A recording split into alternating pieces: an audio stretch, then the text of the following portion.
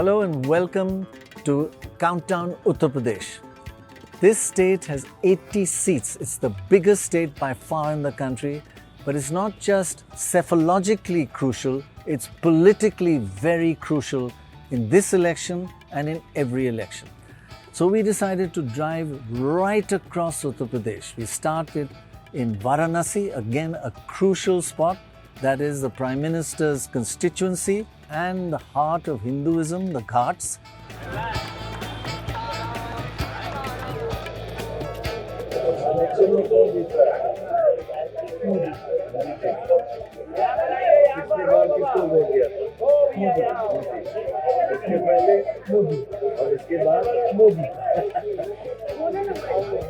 इस इलेक्शन में most probably BJP जाएगा। अच्छा, मोस्ट प्रॉब्ली। आप कहाँ से हैं? मैं तो बेंगलोर से। बैंगलोर से आए हैं। अच्छा अच्छा। आप क्या समझते हैं कौन जीतेगा? बीजेपी। बीजेपी। आप पिछले बार किसको दिया था? पिछली बार भी बीजेपी को दिया। बीजेपी जीतेगा। इस समय तो मोदी जा रहा है। Then we went to Lucknow, where Yogi Adityanath sits, the Chief Minister, the capital of Uttar Pradesh. पिछली बार आए थे उससे काफ़ी डेवलपमेंट दिख रहा है, तो योगी मोदी की सरकार आगे एक्सपेक्टेड है। चंद भक्तों का कहना है कि राम जी को मोदी इलेक्शन स्टंट लोग पहले बोलते थे, राम मंदिर के नाम पे कब तक आप वोट लीजिएगा, 370 के नाम पे कब तक। अब तो खत्म हो चुका है, वो तो पास हो चुका है, उसको तो सोचना ही नहीं है। जो तैयारियां करते हैं ना कि हमें सरकारी नौकरी ही चाहिए, खाली उनके लिए बेरोजगारी, बाकी लोग बेरोजगार नहीं। मुझे तो लोग ही नहीं मिल रहे काम करने के लिए। महंगाई तो बढ़ी रही है, लेकिन बेरोजगारी हद से ज्यादा है। Corruption was always there right from the independence. We are having corruption cases against Nehru also. Then the BJP members, Mayawati, Akhilesh Yadav. Whom to choose? Choose wisely. Election का जो हमारे राम गुलाए हैं वही सबसे आगे हैं, और कौन आगे होगा? Since Modi has come, I don't think caste plays any role. मुझे लगता है कि डेवलपमेंट हो रहा है, बट मेरे को अपनी सिटी में कोई डेवलपमेंट नहीं लगता। बगल में है कानपुर, आप जाके देखो, आप जाते होगे, क्या हाल है, रोड के क्या हाल है, इंफ्रा क्या है, गंदगी सब फैला हुआ है और गंदा होता चला जाए। बेरोजगारी चरम पे। अब अंकल जी कह रहे हैं हम बीजेपी को सपोर्ट करते हैं। हमेशा से ऐसी थी, उसमें कोई फर्क पड़ा नहीं है। पढ़ने देखिए देश का विकास हो रहा है और दिखने में नजर आ रहा है कि कैसा विकास हो रहा है। लॉ एंड ऑर्डर मजबूत है सरकार में, बस और कोई चीज़ नहीं है। व्यापारी तबका है उस एरिया का तो ठीक है, वो अपना बढ़ाते चले जा रहे हैं तो बढ़ते चले जा रहे हैं, लेकिन जो गरीब तबका है तो वो उस चीज़ को इतना जानते नहीं है, डिजिटल नहीं है वो। And from there we went to Ayodhya to see firsthand how much is the emotion, what is it really like on the ground, rather than hearing it secondhand.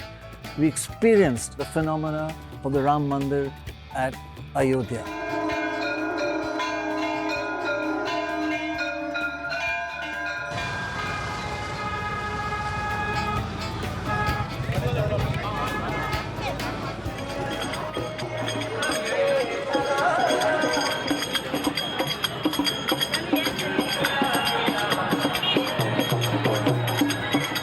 And then we drove right across here to Agra, where we have the beautiful, iconic monument, the Taj Mahal, known globally as a monument to love.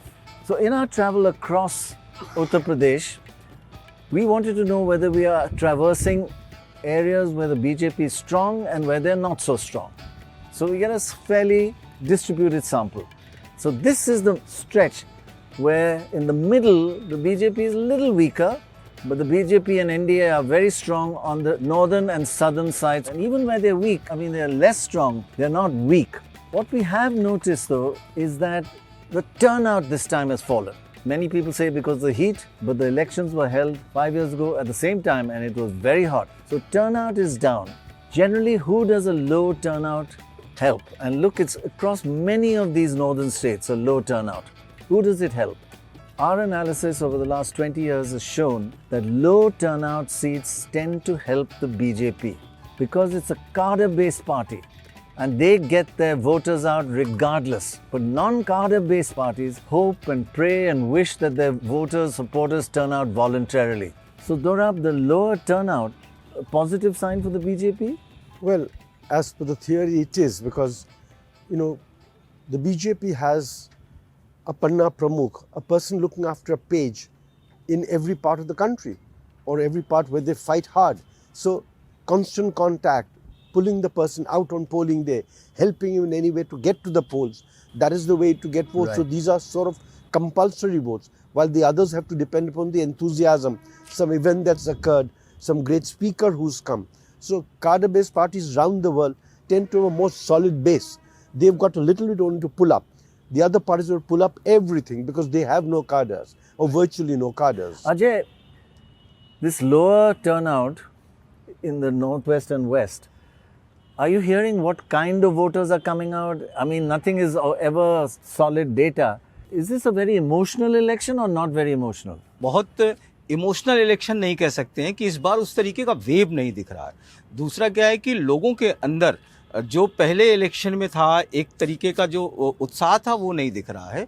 पहले phase में जो election हुआ और जो voting percentage कम आया उस पर लेकर के लोगों ने 3-4 बातें कही हैं। ज़्यादातर लोग उदासीन थे और वो वोट करने नहीं गए। उनके पीछे अंदर अंदर वो वोकल तो नहीं हुए लेकिन वो जा कर के वोट नहीं कर पाए। अब आप देखिए कि ये जो सीट थी, अगर पश्चिमी उत्तर प्रदेश जहां फर्स्ट पेज हुआ वहां 20 सीट थी, सारे अलायंस थे, उसके बावजूद भी बीजेपी 13 सीट जीत गई थी पिछली बार। इस बार अगर देखा जाए तो इन 8 सीटों में लगता है कि वोटर कम निकला, इसलिए लोगों का ये मानना है कि बीजेपी का नुकसान होगा। लेकिन मुझे जो लगता है कि वो वोट परसेंटेज किधर जाएगा ये देखने वाली बात होगी। So then we try to look at, say, the last 5 or 6 elections. How has the BJP done here? Now, if you look right from the beginning, if you go back to 2014, the BJP and NDA got 43%. That was in the Lok Sabha election. Then in the next assembly election in 2017, it dropped to 41%. Because Lok Sabha Modi is crucial, assembly he's not, so it dropped a bit. But then in 2019, the Lok Sabha election, the vote shot up by 10% to 51%. And everybody's calling it the Pulwama Modi effect. 10% increase. And how do we know that that didn't last? Because in the subsequent assembly election in 2022, the NDA vote went down to 44, nearly what it was before Pulwama effect. And then we also tracked the Panchayat elections.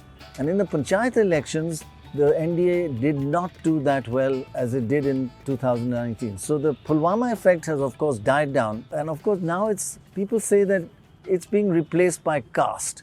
If you look at the caste equations, they're very crucial in Uttar Pradesh. It really is an important factor. Of course, unemployment is huge, getting jobs is critical, and there are many other factors, but caste is crucial. And this is how the caste breakup happens in Uttar Pradesh. Caste that voted for the BJP and NDA were the upper caste, that's the Brahmins, the Rajputs, the Bhumihars, 74% support for the BJP. OBCs 71%. EBCs much lower at about 54%. And on the other side, castes that vote mostly for the Mahagathbandhan, that's the SP and BSP, Yadavs 65%, Muslims 68%, and Jatavs 60%. So that's how the pattern has developed. Now, what Akhilesh Yadav is trying to do is widen his base, and Mayawati is trying to consolidate her base. So, how important, Dorab, do you feel that caste is in this election, and does it override everything else? I think caste has always been an overriding factor in UP, but it's not the only factor. That is why I think people distribute seats across different castes. But you cannot discount caste, but there are small things like Ram Temple come in this time. So it's not a straight caste fight. And I think, as you said a few minutes ago, that people are trying to widen their base. So Akhilesh no longer wants to be seen as a Yadav party. He wants to widen his base. Right. He wants to reach out to other OBC groups, to the SC, STs. So I think everybody's trying to widen the same base. Right. Because BJP has got so much of it. The rest are trying to see if they can pull that out, because otherwise there is no way to defeat the BJP.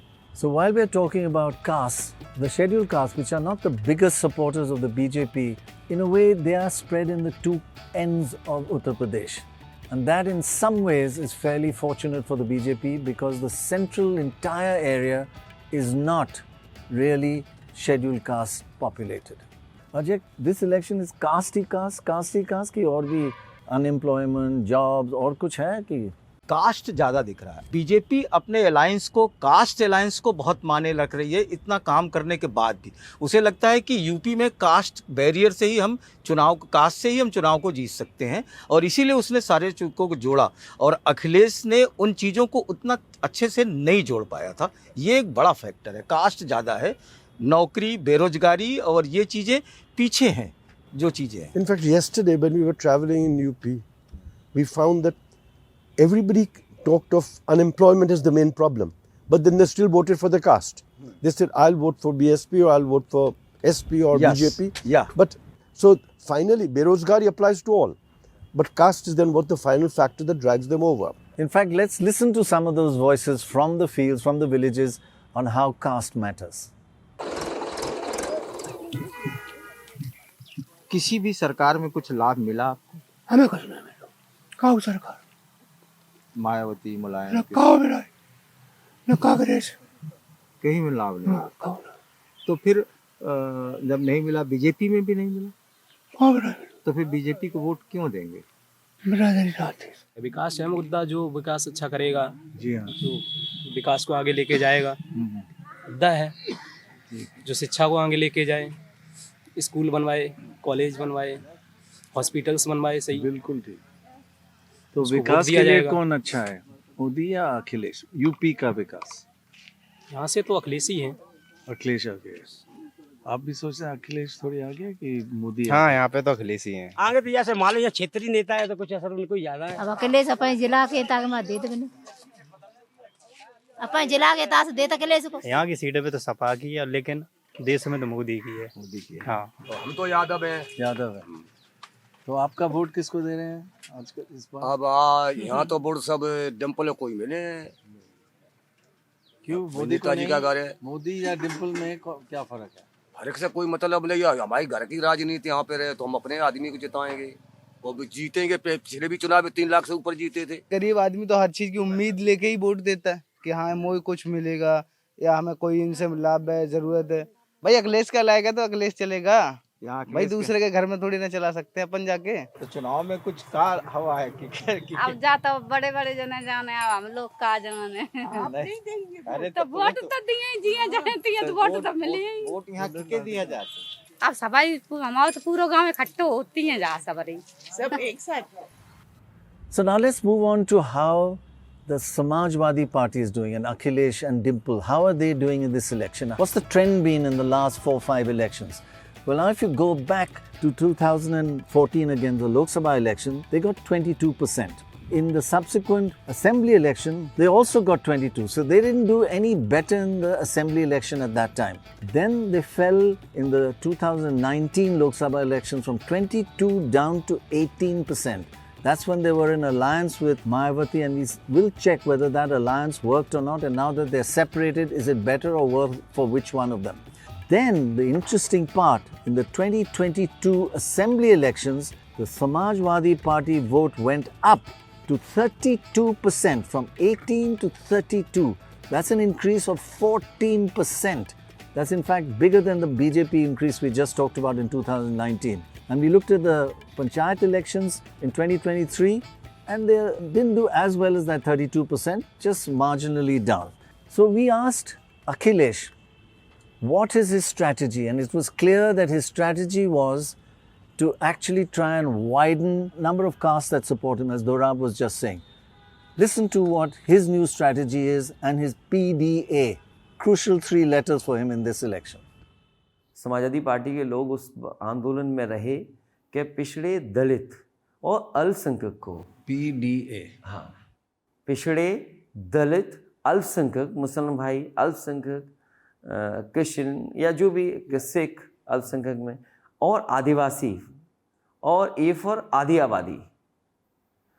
तो इनके PDA, तो इनके हक, इनके सम्मान की बात बहुत पुरानी लड़ाई है, उसको हम लोग लड़ करके इस ग्रुप को बड़ा कर रहे हैं।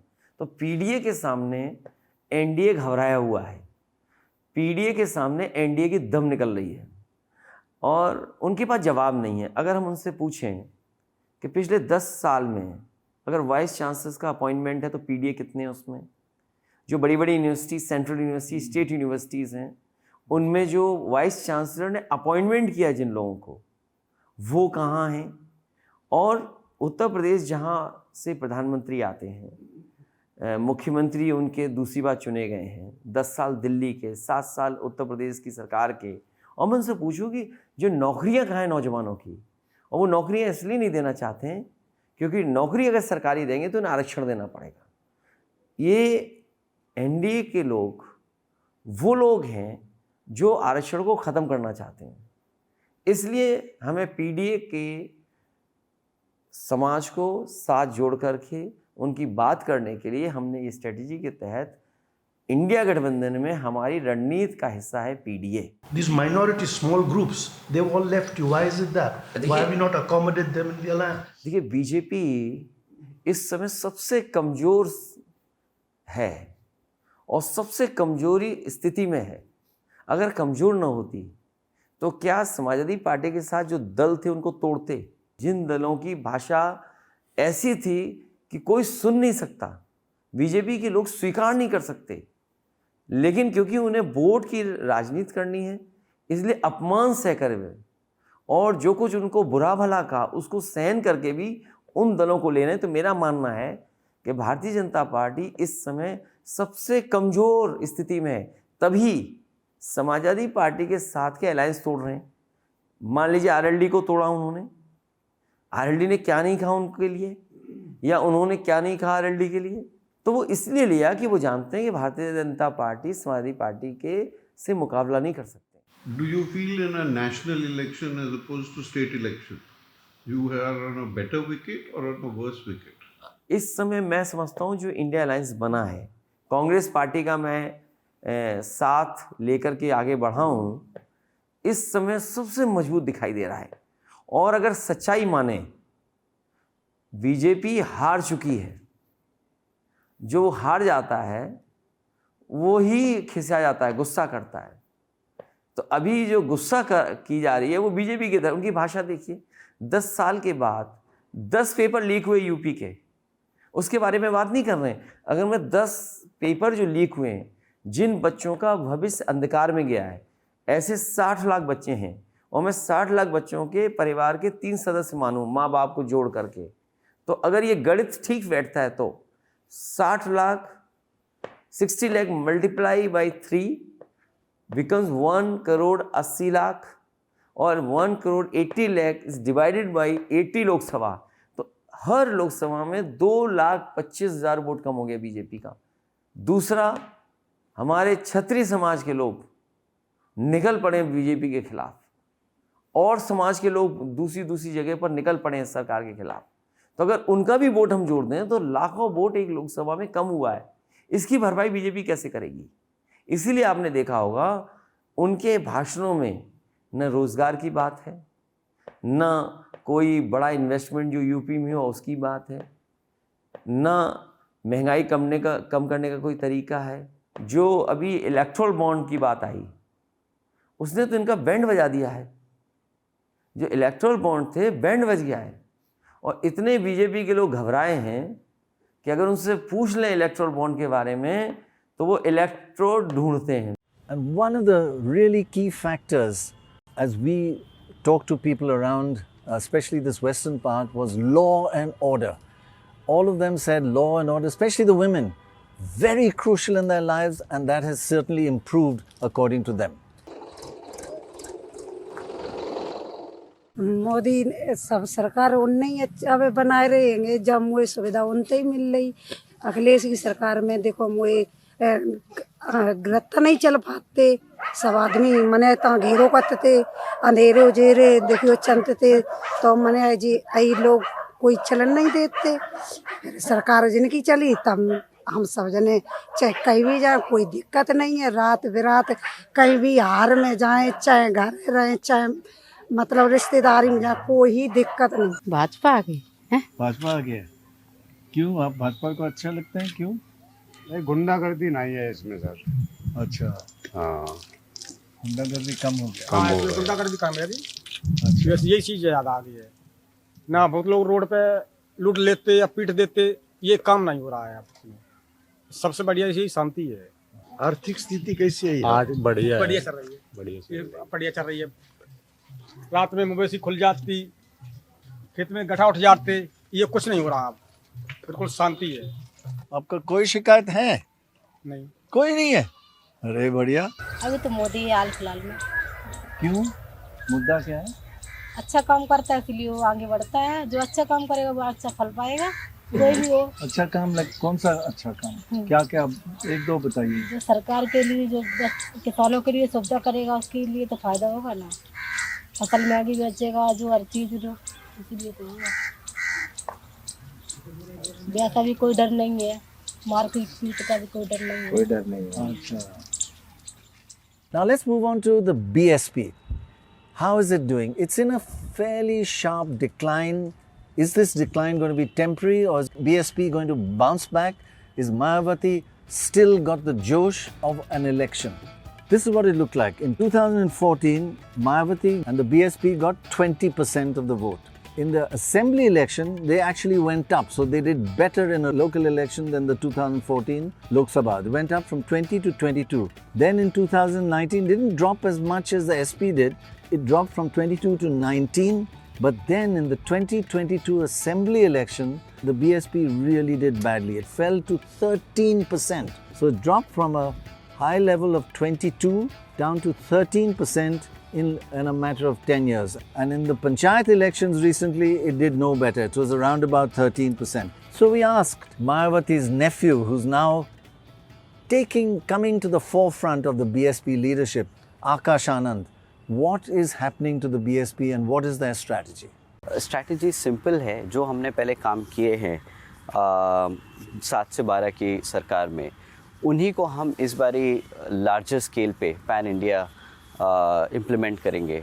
और वो बहन जी का जो गवर्नेंस मॉडल है, जो डेवलपमेंट का मॉडल है, उसी को हम लेके जनता में वापस जा रहे हैं, समाज में वापस जा रहे हैं। एंड आई थिंक जैसे जैसे पिछले 10 सालों में जिस तरीके से पॉलिटिकल सिनेरियो बदला है, आई थिंक सब यंग वोटर्स के साथ साथ even the mature voters have realised कि जो मैनिफेस्टो है या जो मार्केटिंग है, वो एक मार्केटिंग गिमिक की तरह ही रह गई है।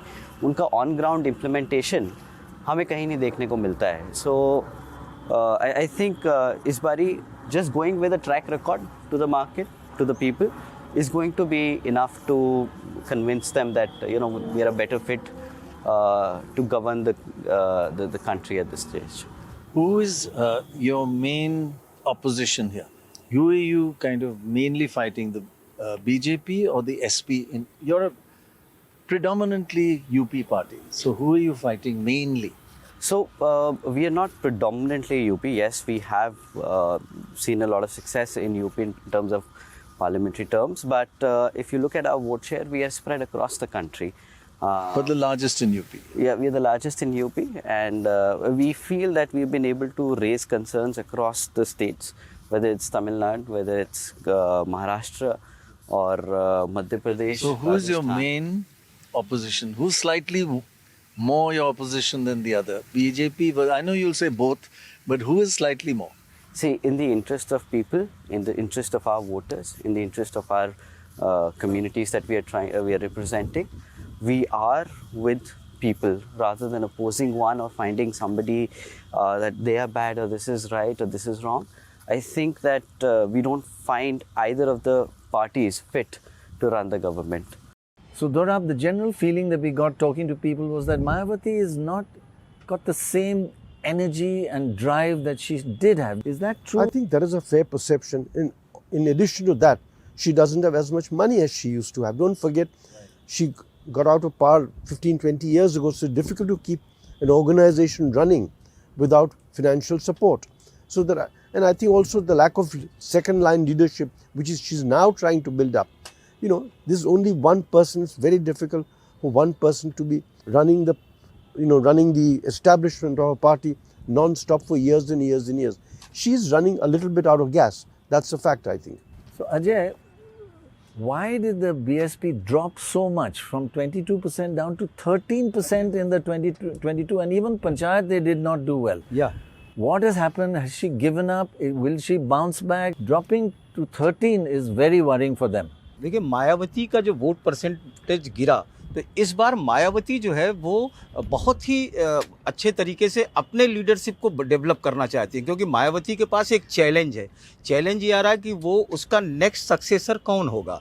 तो आकाश आनंद को वो प्रोड्यूस कर रही है, और अगर वोट उस तरीके से सेंध अगर उसका लग रहा है तो उस सेंध में अगर उसकी वोटिंग परसेंटेज इस इलेक्शन में भी अगर कम हुई तो वो जानती है कि फिर वो सर्वाइव नहीं कर पाएगी। इस बार का जो एक स्लोगन है उसका कि बीएसपी की क्या पहचान, नीला झंडा हाथी निशान। तो इट मीन्स कि उसे कहीं लगता है कि अपने वोटर को ये बताना है कि हाथी निशान होगा। इसके पहले उसने एसपी से अलायंस किया था, तो बहुत जगह पर उसके बैलेट पेपर में जो ईवीएम है उसमें हाथी निशान नहीं था। इस बार वो हर जगह लड़ रही है तो हाथी निशान है, तो उसका वोटर वहाँ जाएगा, यानी सर्वाइव करना चाहती है। So what is the big change that happened between the 2017 assembly elections, where the BSP and the Congress did a little better, to the disastrous performance 5 years later in the 2023 assembly election? This is what happened. The BSP and Congress vote actually dropped 14% in those 5 years. And where did those votes go? 10% of that 14% went to the Samajwadi Party, and 3% went to the BJP and 1% to others. So the drop in the BSP Congress vote of 14% really helped the Samajwadi Party. So was it smart not to go into an alliance with BSP in 2023? Well, the data tends to show that it was a good decision, because when they were in alliance, this is what happened. There were problems with vote switching and transfer. The BSP voters did not switch to the Samajwadi Party. In fact, where the Samajwadi candidates were standing and there were support from the BSP, it was very weak. There was a minus 4% swing away from the Samajwadi Party candidates. But the Samajwadi Party voters did switch to the BSP. If you look at the BSP candidates, of course, again supported by Samajwadi Party in those areas, there was no swing away, a very, very small 0.3% swing away. Normally, Mayawati has been able to direct her voters in the direction she wants, while the other parties are much weaker. She had a much stronger stranglehold on her base. Obviously, she wasn't successful, or, she just couldn't transfer this time. It's very strange, I must say. I find it very difficult to believe, but it has happened. So either it's not enough enthusiasm on her part, or perhaps the voters just not switching. It's difficult to tell. Let's just listen to what the Jadavs and Jatavs are saying, that they may actually this time, even the Jatavs may vote for the Samajwadi Party. This is what we heard on the field. रादास बोलते हैं, उधर side में रादास बोलते हैं। अच्छा। हाँ, इधर जाटव बोलते हैं। तो जाटव किसके लिए वोट दे रहे हैं इस बार? उन्हीं को देते, हम तो अखिलेश को देते हैं। अखिलेश? मायावती को नहीं? नहीं।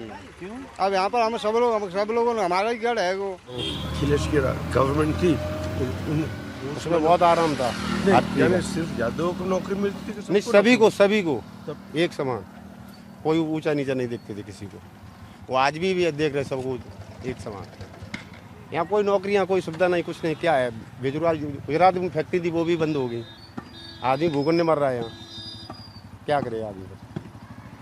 जो जनता के लिए करेगा उसी के लिए सपोर्ट है सब जनता यहाँ। अगर आपको जनाज मिलता है, गैस मिलती है, इससे क्या हो जाएगा? गैस सिलेंडर 700 रुपए का था, कौन 1000 का पहुँच गया। 11 से सिलेंडर चाहते वालों 11 से सब्सिडी साहब पहले आती, अब वो बंद हो गई। वो भी बंद, बिल्कुल बना खत्म हुई। डीजल पेट्रोल कहाँ पहुँच गया? 100 रुपए पे। महंगाई है, कबर तोड़ देते आदमी। सरकार साहब कोई फायदा नहीं। डीजल तो पूरे देश पे है ना। वो भी देश में नौकरियां भी चाहिए और सुविधा चाहिए, फुल सुविधाएं। स्कूल ये देखो, स्कूल में मट्टी छट्टी फिर रही। स्कूल अच्छे है यहाँ? कहाँ स्कूल क्या है, स्कूल ही बंद करवा दिए, प्राइवेट स्कूल भी बंद करवा दिए। फायदा का बच्चा नाव लिखबो जानते नहीं और पेपर हम पास कर दे जात, तो ऐसी पढ़ाई फायदा का है भाई? फायदा का है, नाम लिखबो नहीं जानते। किसान और लड़का पढ़े न जाए, गरीब पढ़ न जाए, जो कौन नौकरी मांगने लगे। मोदी की योजना है। जो इनके रक्षक हैं, रक्षक इन्हें देंगे वोट। अखिलेश यादव उनकी बहू यहाँ से खड़ी है ना। अब ये पता नहीं, डिम्पल अभी खड़ी हैं। जाटव सब दे रहा हूँ, साकल में यहाँ कोई। यहाँ तो देखो, यहाँ तो डिम्पल की है। हाँ, यहाँ तो डिम्पल की है। यहाँ तो सपा का है। देखो यहाँ तो एक सीट से क्या होता है, यहाँ तो सपा को है। हमका तथ्य क्या होता है? So let's have a look now at the fourth player in this game, the Congress Party. It really has gone into a really serious decline here. Just look at the trend of the last 5-10 years. In 2014, it got 6% of the vote. That's not much.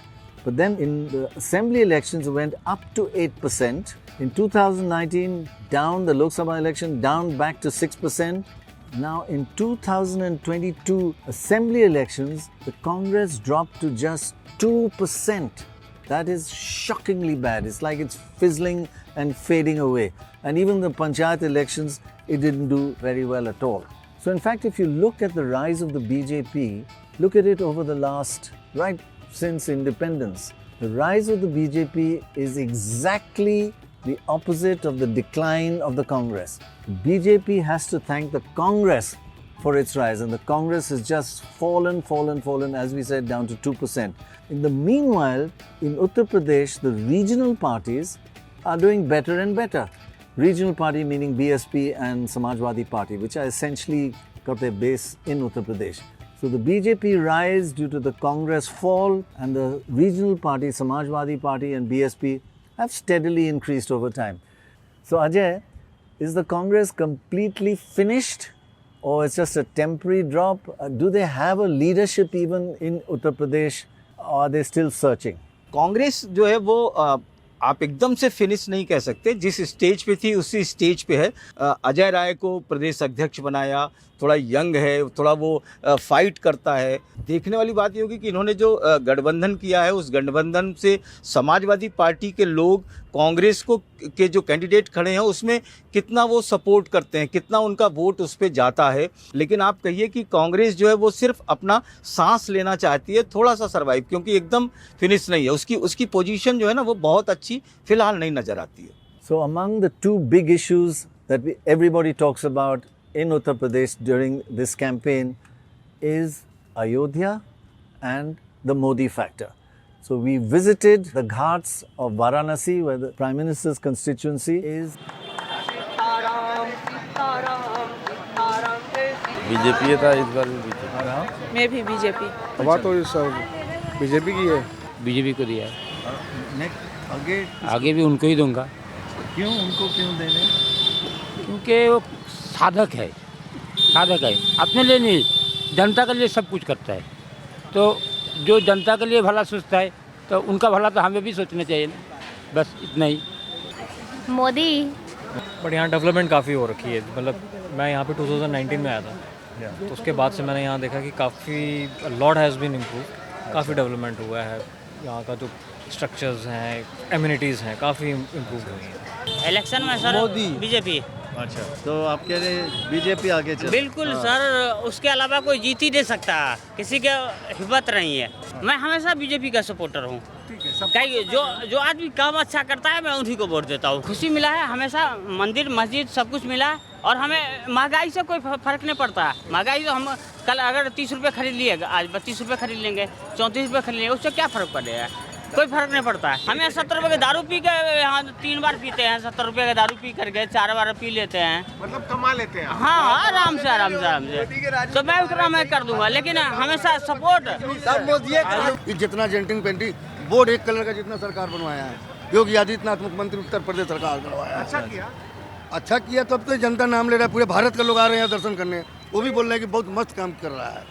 सरकार तो उसका 100% रहेगा, पूरी बहुमत के साथ आएगा, वो हिला देगा पूरा जनता को। And while there was obviously overwhelming support for the BJP, there were also some problems and complaints. इस इलेक्शन में कौन आगे चल रहा? आगे सही है नहीं बोलेंगे हम, झाड़ू नहीं बोलेंगे। सही बात मत बोलो, नहीं मोदी अंदर कर देगा। सही बोलेगा मोदी अंदर कर देगा। अभी केजरीवाल को किया, हमको भी कर देगा ना, ये बोल देना। मोदी भी अंदर कर देगा हमको। हम सही बोलेगा मोदी अंदर करेगा तब बोलिए, जवाब दीजिए मेरे बात का आप। हम सही बोलेगा अंदर कर देगा तब। ठीक है मोदी, कोई बात नहीं। अरे वो सब काम करना है, खाना है। जाएंगे बनारस 10 मिनट से है। हाँ मेरा देखो जल रहा तो मैं बोल रहा हूँ।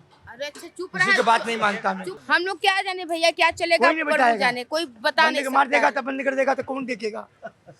बंद कर देगा ले जाकर अंदर, तब वो दिखाएंगे नहीं। आप मीडिया में दिखाओगे? चुप रहा बे, मतलब वो मीडिया दिखाएंगे प्रचार में। 100 बार बोला कर थे। नहीं भैया, मेरा दुकान मकान सब तोड़ दिए, बनाने के लिए हुआ कहे थे बना कर देंगे। गरीब लोग, गरीबी हटाने को लोग गरीबी को मुआ दे रहे हैं।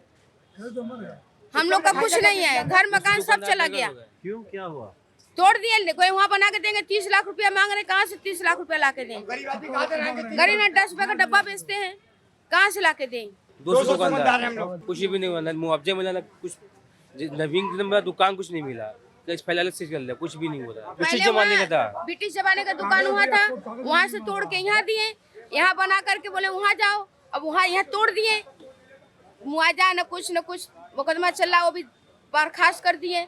वहाँ जाओ अंडरग्राउंड में, सब जगह बात।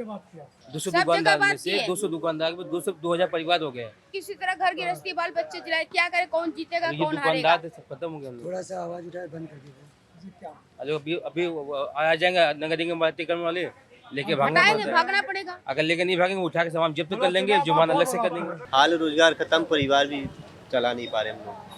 अभी सड़क पे लगा के हम लोग बैठे हुए हैं, अब उसमें जाने के लिए हम लोग को पैसा इकट्ठा चाहिए, तब लोग करेंगे। इतना पैसा हम लोग लाएंगे कहाँ से? In Varanasi, we went to a cafe right near the BHU campus and talked to students there and outside on the road. Many of them top-level IIT, BHU IIT students that are into tech, and asked them about politics and their views and what worries them or pleases them about the state of the country.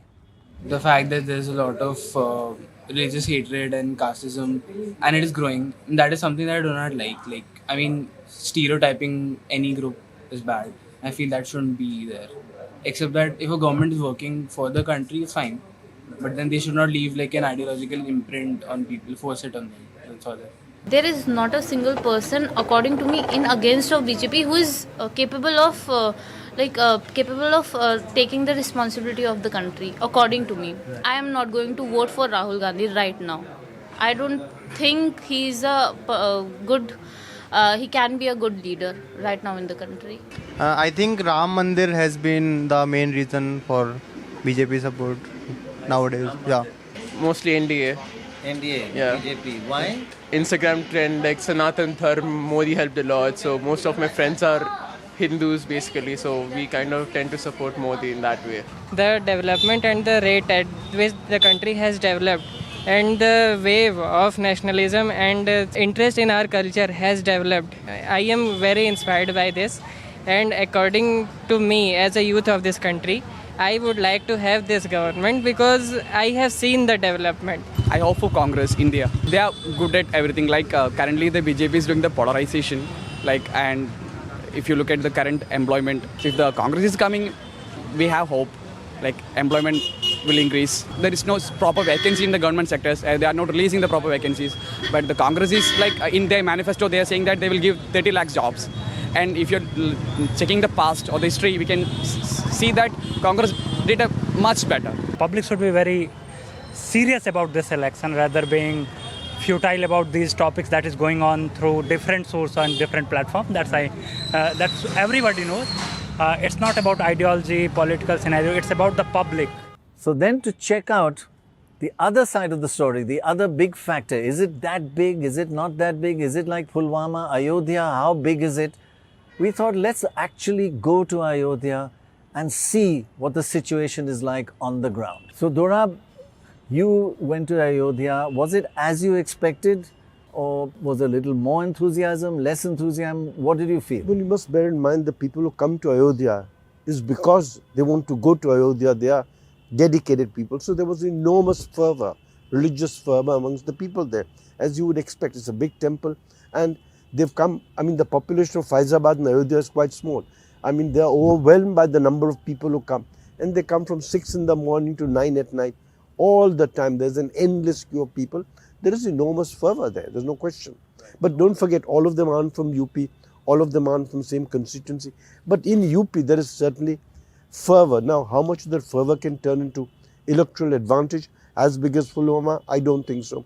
But there is obviously an advantage, because this has been building for years. Ayodhya is not, it was inaugurated now, it has been building up for 20 or 30 years. So you're quite right, Dorab. The people that come there are not a random sample. They're a very selected sample. They've traveled 1,000 miles, some of them, just to come to Ayodhya.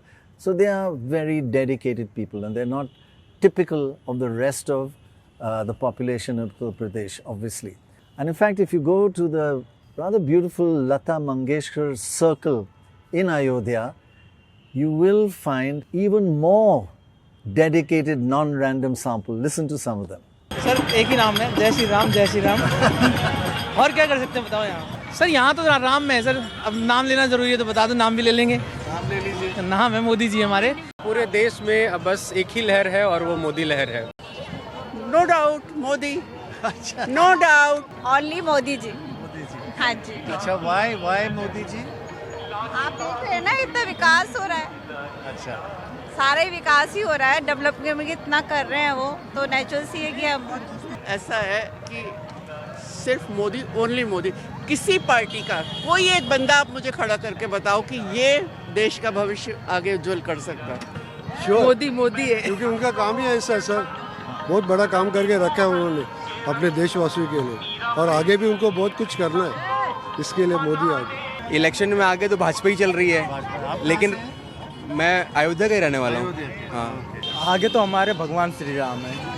वो तो है हमेशा, लेकिन politics में इस election में कौन है? इस समय तो योगी मोदी चल रहे हैं इस समय। पूरे भारत में बीजेपी का ही हाँ ये अभी आगे चल रहा है। रीजन है सबसे बड़ी है उनका जो मुद्दा है, आई थिंक जो मुझे लगता है वह हिंदुज़म का, हिंदुत्व को लेकर के सबसे आगे वो काम किए, सबसे बेहतर काम किए वो लेकर के। योगी है। योगी मोदी और कौन? और वो को आगे क्यों आया? भाई ये स्वाभाविक सी बात है, आगे इस वजह से है क्योंकि कार्य इतने अच्छे अच्छे कर रहे हैं वो। अच्छा काम करेगा वही आगे जाएगा। कहाँ अयोध्या था और कहाँ आ गया अयोध्या आज, इस वजह से तो आप वोट देंगे? हम तो हमारी एज नहीं है, मगर हमारी फैमिली वाले तो पक्का देंगे। नहीं मेरी हो गई इस बार, मैं बिल्कुल दूंगा। दे दिया। अच्छा। So you heard those voices, and it's impossible not to be moved by the emotion, their devotion, and especially inside the Ram Mandir, the amount of energy and emotion is quite exceptional. But one of the things I wanted to ask you, Ajay, one thing that made me sad was that just in 1 kilometer around the mandir, the houses, there was so much poverty, the houses were badly maintained, no help given to. So you're going to this mandir where people have spent hundreds and hundreds of crores. Why couldn't they spend it in the houses around them? There's so much poverty. Even 1, 2, 3 kilometers around the mandir was really a sad sight. अगल बगल आप जब अयोध्या में जाएंगे तो अयोध्या अगल बगल बहुत गरीबी दिखेगी। आपको दिखेगा कि वहाँ के लोगों के लिए कोई मंदिर तो बना, लेकिन उस तरीके का उनके लिए कोई रोजगार या ऐसी कोई चीज़ नहीं आई जिसकी वजह से उनका लिविंग स्टैंडर्ड अप हो या बढ़े। मानना ये है कि सरकार ये कहती है कि जब मंदिर बनेगा, टूरिज़्म आएगा तो उनका अपने आप अपलिफ्टिंग होगा, लेकिन वो अपलिफ्टिंग कब होगा, किस तरीके का वो रोज़गार होगा, क्या वो अपने हर घरों में गेस्ट हाउस बनाएंगे, किस तरीके से चीज़ें करेंगे, इस पे लेकर बहुत डिबेट है। और अगल बगल का जो इलाका है ना, वो बहुत उनके लिए कोई रोड मैप नहीं है कि उनकी पॉवर्टी कैसे कम हो, उनकी गरीबी कैसे कम हो। मंदिर एक मुद्दा है, चुनावी मुद्दा है, उससे लोगों का एक जुड़ा हुआ, उससे फ़ायदा है, वो चीज़ उन्होंने वहाँ पर की है जो दिखती है वहाँ पर। So we also attended a rally by the Chief Minister Yogi Adityanath. Just listen in to what he has to say. Ayodhya और काशी ने अपने लक्ष्यों को प्राप्त कर लिया है, अब तो बारी आप ही की है। अब विकास के लिए आपको कहीं कोई तरसाने की हिम्मत नहीं कर पाएगा, क्योंकि अब तो आगरा में भी आपका अपना एयरपोर्ट बन रहा है। आगरा भी गंगा जल का सेवन कर रहा है और हर घर नल की योजना भी लागू हो रही है। बहनों और भाइयों, मुझे बताइए, आपने रामनवमी के दिन देखा होगा भगवान राम का सूर्य तिलक हुआ था, देखा ना? देखा ना? देखो, एक तरफ कांग्रेस थी, समाजवादी पार्टी थी, बहुजन समाजवादी पार्टी थी। राम जन्मभूमि के लिए हमसे कहते थे क्या प्रमाण है कि राम का जन्म अयोध्या में हुआ, ये लोग बोलते थे। और इन दलों ने तब ये भी कहा था कि राम और कृष्ण तो हुए ही नहीं। बहनों और भाइयों, वो तो मोदी जी का प्रताप है, इनका झूठ फेल हो गया और मोदी जी के कारण 500 वर्षों का इंतजार समाप्त करके अयोध्या में रामलला का फिर से प्रकटीकरण हो गया है। So one of the factors that people did talk about was two big personalities, Modi and Yogi, and what is the dynamics between them. They had a lot of theories. Ajay, what did you hear about this relationship between Modi and Yogi? Relationship तो योगी and Modi का बहुत अच्छा दिखाने की कोशिश करते हैं। आपने अक्सर देखा होगा कि जब बनारस जाते हैं तो एक सिंगल फ़ोटो, हमेशा सिंगल फ्रेम की फ़ोटो मोदी की होती है, लेकिन उनके कंधे पर, योगी के कंधे पर हाथ रख कर के फ़ोटो रिलीज की जाती है, दिखाया जाता है कि योगी और मोदी में बाइंडिंग बहुत है। और एक र्यूमर है कि अगर मोदी बहुत ज़्यादा सीट लेके आते हैं, 300 से ज़्यादा सीट लेके आते हैं, तो योगी यूपी के चीफ मिनिस्टर नहीं रहेंगे, उन्हें हटा दिया जाएगा। इसको लेकर के राजपूतों में बहुत ज़्यादा वो था। उन्होंने बल्कि एक बड़ी पंचायत भी की थी, उस पंचायत में उन्होंने इस बात का ऐलान भी किया था कि उनको हटा दिया जाएगा। पश्चिमी उत्तर प्रदेश के फर्स्ट पेज के इलेक्शन में देखने को मिला था, और वो ये कह रहे थे कि इस वजह से हम बीजेपी को वोट नहीं करेंगे। योगी को इतने तवज्जो नहीं दे रहे हैं मोदी जी आजकल, जो है ये भी खतरा लग रहा है हमको, जो कहीं ऐसा ना हो कि अमित शाह जी का इसमें गुजरात का वो चल रहा है और ऐसा नहीं हो कि चक्कर पड़ जाए जो वास्तव में कि उनको योगी जी को हमारी को हटा दें। भाई हटाने में तो बहुत बड़ा विद्रोह हो जाएगा, जो मान के चलो आप, ठाकुर इतनी लॉबी नाराज हो जाएगी। आप देख रहे हो राजस्थान में पंचायत हो गई है, हमारे गुजरात में पंचायत हो गई है, बहुत बड़ी पंचायत हो गई, जो कि हम लोग ठाकुरों की बहुत बड़ी बिरादरी, आप देख रहे हो चारों तरफ घूम रहे होंगे आप लोगों। और हमारे फतेहपुर सीकरी में तो इतना विरोध है, इतना विरोध है। हमारे यहाँ विधायक हमारे रायवा ग्राम पंचायत से ही बनता है, सबसे बड़ी ग्राम पंचायत फतेहपुर सीकरी की रायवा है। मोदी जी अमित शाह का थोड़ा फेवर कर रहे हैं, और अगर 2.5 या 3 साल में अगर कोई मोदी जी की उम्र पूरी हो जाएगी, वो कार्यकाल होता है 60-65 साल का, मोदी जी पूरे हो जाएंगे, तो उसके बाद में नेक्स्ट अमित शाह ही हैं, योगी जी नहीं हैं। इस चीज़ का भी हमें डर है। मेन कारण मतलब ये है, हमें आँख उनको बीजेपी को दिखाना है कि जनता क्या से क्या कर सकती है, इनको तख्त पे भी उतार सकती है, तख्त से नीचे भी उतार सकती है। यहाँ पर हम लोग देख रहे हैं कि योगी जी के देखो, जैसे अखिलेश यादव के साथ में यादव लोगों ने आज तक एक सिंगल यादव उनसे दूर नहीं हुआ। 15 साल से हो गए। मायावती से एक आदमी दूर नहीं हुआ, और हमारे तो बाबा की सरकार चल रही है, हम उससे अलग कैसे हो सकते हैं? योगी जी बनने चाहिए प्रधानमंत्री है। योगी जी अच्छा काम कर रहे हैं, बढ़िया काम कर रहे हैं। योगी जी को इसलिए है नहीं, अमित शाह देखो तो अपनी अपनी चॉइस है, योगी जी ज़्यादा अच्छे लगे हमें। तो जब जनता योगी जी को चाहेगी तो पार्टी को अपने आप तय करना पड़ेगा। कहीं भी चले जाइए, अगर नेक्स्ट पीएम के रूप में देखना चाहते हैं तो योगी जी को देखना चाहते हैं। जनता आवाज उठाती है, जैसे मोदी के लिए आवाज उठाई, ऐसे योगी जी उठा रही है, वो तय हो गई। जनता अपने आप खींच के लाएगी और फिर पार्टी भी मानेगी। हम लोग छोटे से लोग हैं, सामान्य व्यक्ति हैं, लेकिन किसी में इतनी दम नहीं है कि योगी जी को उठा। योगी जी की अपनी पहचान है, अपनी दम पर है, और सबके ऐसा नहीं है कि मोदी जी के सबके सहयोग नहीं, लेकिन भाजपा की भी योगी जी को साथ लेकर के चलने की मजबूरी है। ठाकुर योगी आदित्यनाथ जी जो क्षत्रिय राजपूत हैं, और उन्होंने खुद कहा है कि मुझे बड़ा गर्व है कि मैंने क्षत्रियों में जन्म लिया है। फतेहपुर सीकरी लोकसभा क्षेत्र में बहुत सारे क्षत्रिय लोग हैं, वो सारे योगी महाराज के नाम पर वोट कर रहे हैं। और उन्होंने भगवान श्री राम का जो मंदिर बनाया है, हमारे राजपूत भाई 500 साल से इन्होंने पगड़ी नहीं पहनी, जूती नहीं पहनी, वो हमारा स्वाभिमान तो योगी महाराज से। So we met the BJP's Deputy Chief Minister, Mr. Brijesh Pathak, and asked him about all these various issues. This is what he had to say. We've been talking to people, voters on the roadside, everywhere, and only the Rajputs are a bit worried that after the elections, Yogi may be ऐसी कोई स्थिति नहीं है, और इस प्रकार की विपक्ष अफवाहें फैला रहा है, सब कुछ सामान्य है, अच्छा चल रहा है। अच्छा, इसमें कोई पूरा रूमर है, और ये विपक्ष ने किया है, और इसमें कोई दम नहीं है। लेकिन एक बात है कि Shivraj Chauhan won the election and he was asked to step down. ये नेतृत्व हमेशा हम लोगों का दायित्व परिवर्तन होता रहता। पहले मैं MP था. जी हाँ. We are in 2004 MP and after then Rajya Sabha and now I am MLA. तो ये तो दायित्व परिवर्तन होता रहता. योगी है और मोदी है. इस यूपी में who is the bigger force? योगी या मोदी? मोदी.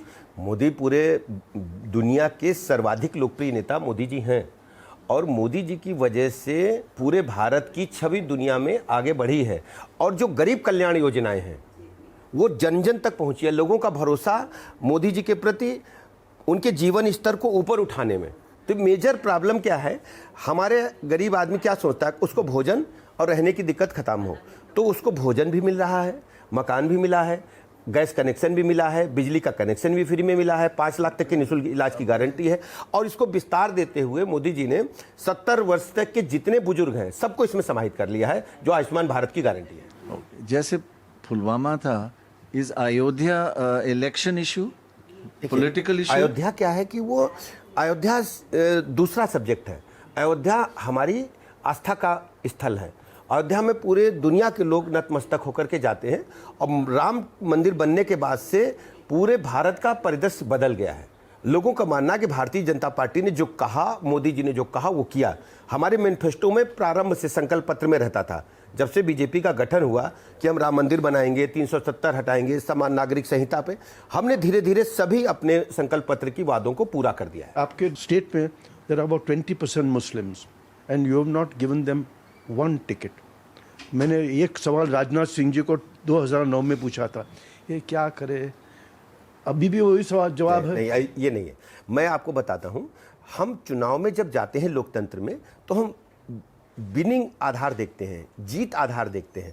तो जीत जो सकता उसी को हम प्रत्याशी बनाते हैं. और लेकिन नहीं, क्रिमिनल को नहीं. आप भारतीय जनता पार्टी को आप देख सकते हैं, हमने शुचिता के साथ, पारदर्शिता के साथ, निष्पक्षता के साथ राजनीति का एक आयाम तय किया है और इसमें आम जनता का पार्टिसिपेशन है. कोई क्रिमिनल हमारी पार्टी में नहीं है. बट एक चीज बताइए, बीजेपी इतनी स्ट्रांग है यूपी में, आपका डबल सरकार चल रहा है, तो आपको ये एलाइज क्यों लेने थे? जैसे आरएलडी है वो आपके साथ मैं नहीं आपको थी. बताता हूं.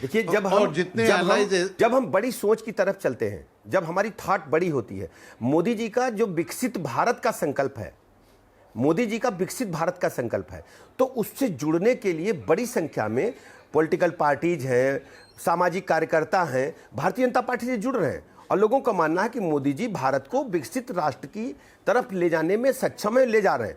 आप सोचिए, पहली सरकार है मोदी जी की जो अपनी नीतियों को जन जन तक पहुंचाने के लिए घर घर हमने मोदी जी की गारंटी वाली गाड़ी भेजने का काम किया. In this election, honestly, who is your main opposition? Is it Akhilesh Yadav? Is it Priyanka Gandhi, Rahul Gandhi? Who is the main opposition? One person. Just name one person. ये लोग लड़ ही नहीं पा रहे हैं. जनता ने बुरी तरह नकार दिया है. अखिलेश यादव जी की समाजवादी पार्टी की गुंडई, अराजकता, माफियागर्दी, लुच्चे, लफंगे, प्लाट मकान, दुकान कब्जा करना, बहू बेटी की इज्जत आबरू लूटना, जनता ने इनकी गुंडई से ऊब करके इनको हाशिए पर कर दिया है. कांग्रेस पार्टी जीरो हो चुकी है. कांग्रेस पार्टी के भ्रष्टाचार को लोग भूले नहीं है. यूपीए 1 और 2 में जिस ढंग से भ्रष्टाचार के दलदल में लोग डूबे थे, भूले नहीं है और धरातल पर इनके पास जमीन नहीं है. ऑपोजिशन मुक्त यूपी. देखिए, मैं कह सकता हूं कि उत्तर प्रदेश जनता ने जो समाजवादी पार्टी इंडी गठबंधन को बुरी तरह से नकार दिया है. Now, what about the Muslim vote? Muslims are about 18%, 17.7% of the population, which is quite high. So among the higher top 5 states in the country. So what's the situation here in Uttar Pradesh? Well, firstly, the Muslims are actually only in 2 regions, the northwest and the west, where their vote is approximately 32%. And in this area where the Muslim votes, in fact, throughout Uttar Pradesh, wherever the Muslim vote, the BJP has one fortunate advantage, and that is the Muslim vote is split. If you look at what the non-BJP Muslim vote, which is most of the Muslim vote, it is split 60% to Samajwadi Party and 40% to the other parties. It's a 60-40 split, so the Muslim vote is divided. And what's more, Dora, what we found is that where Muslims are fairly strong in numbers, there is a Hindu consolidation in that area, right? Yes, because I think once the Muslim vote goes to 30% plus, more than that, I think there is Hindu consolidation. And also you always find that there's more than one Muslim standing in the same seat.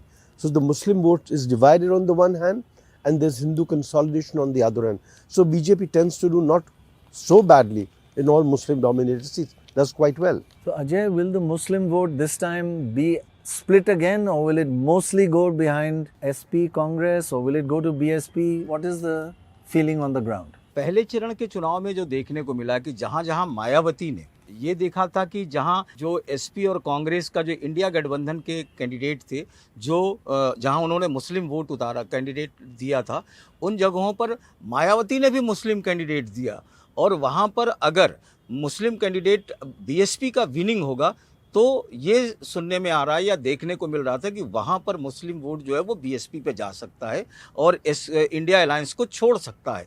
Muslim candidate वैसे तो देखा जाए तो वो India गठबंधन के साथ है, वो वहीं वोट करेगा, लेकिन जहाँ जहाँ अगर उसे बीएसपी का कैंडिडेट विनिंग पोजीशन दिखेगा, क्योंकि ख़ास तौर से पश्चिमी उत्तर प्रदेश में और पूर्वांचल के कुछ ज़िलों में जहाँ पर कि मुस्लिम और दलित कॉम्बिनेशन बहुत स्ट्रांग है, उस जगह पर अगर बीएसपी ने अपना कैंडिडेट उस तरीके का दिया होगा तो वहां पर नो डाउट कि बीएसपी की तरफ जा सकता है और बीएसपी वहां सीट निकाल भी सकती है। But often, yes, they want to vote for the winner, but they all have differing views. So in the end, it does get split. So the situation, as Ajay describes it, may not have changed. The Muslim vote may still be split, maybe not 60-40, maybe 80-20. But any split does, of course, help the BJP.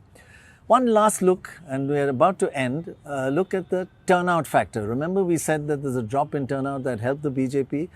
But looking ahead, if you look at where the low turnout areas historically have been, it's in the eastern part of Uttar Pradesh is much poorer, and you can see it visibly as you go past. It's tragic. It's very, very poor compared to the western part of Uttar Pradesh.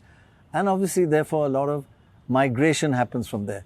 Dorab, isn't it about time migrants are allowed to vote from wherever they are? I think we've been talking about it for at least a decade, that if you're thinking of allowing NRIs to vote from New York, then you ought to allow migrants to vote from, say, Nasik or Surat.